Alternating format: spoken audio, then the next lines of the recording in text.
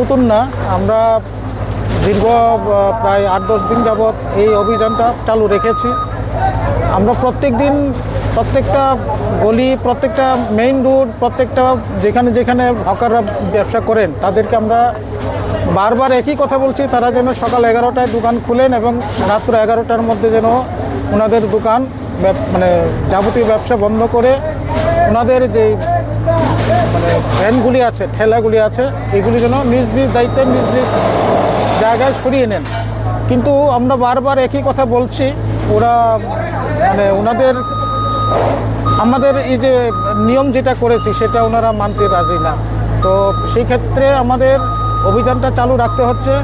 ওনারা যদি নিজেদের থেকে যে আমরা যে আইনটা করে দিয়েছি সেই আইনটা যদি মেনে চলেন তাহলে আমাদের অভিযানও আমরা মনে করি বন্ধ করতে পারবো। কিন্তু একই দিন মানে প্রত্যেকটা দিন আমরা একই জিনিস ওনাদেরকে বোঝানোর চেষ্টা করছি, ওনারা আমাদের নিয়মটাকে খিলাপ করছেন, সেই জন্য আমাদের এই অভিযানটা। আজকের অভিযানটা কোন জায়গা থেকে? আমরা আজকে প্রথমত অবলা চমনি থেকে শুরু করেছি। অবলা চমনি থেকে শুরু করে ফায়ার সার্ভিস থেকে শুরু করে এখন বিজয় কুমার চমনির দিকে এসছি শঙ্কর চমনি হয়ে।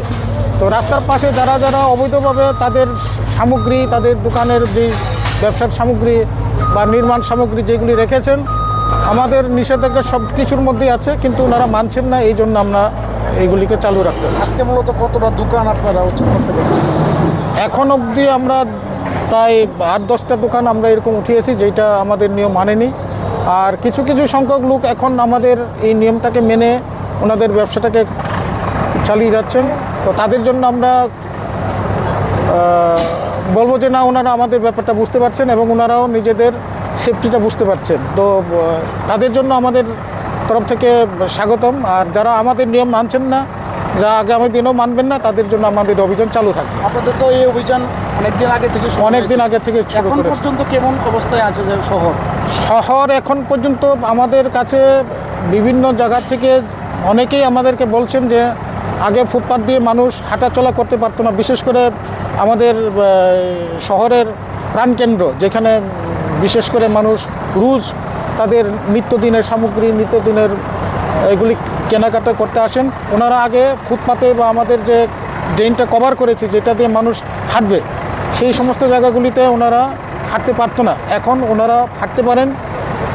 অনেক অংশ লোক আমাদেরকে প্রশংসাও করেছেন। আর যারা আমাদের নিয়মটাকে মানতে রাজি না, যারা মানতে চাইছেন না, তারা প্রত্যেকেই হয়তো বা কিছু কিছু আমাদের উপরে বা আমাদের পিছনে অনেক কথা বলবেন, কিন্তু ওনারা বললেও কাজ হবে না, আমরা আমাদের অভিযান চালিয়ে যাব। আজকে কি কোনো ধরনের পেনাল্টি হয়েছে কি? পেনাল্টি তো এই রাত্রে আমরা কাউকে পাইনি। তো আমরা যেখানে যেখানে অবৈধভাবে পেয়েছি সেগুলিকে আমরা উঠিয়ে নিয়ে যাচ্ছি। আগামী দিনও কি অভিযান জারি থাকবে? আমি তো শুরুতে আপনাদেরকে বলেছি যে আপনাদের মাধ্যমে আমি আবার বলতে চাই, যারা আমাদের এই নিয়মগুলিকে মানবে না তাদের জন্য আমাদের অভিযান আরও দীর্ঘদিন চালু থাকবে। আপনার নাম পরিচয়? আমি আগরতলা মিউনিসিপ্যাল কর্পোরেশনের স্যানিটারি ইন্সপেক্টর, আমার নাম দিলীপ দেববর্মা।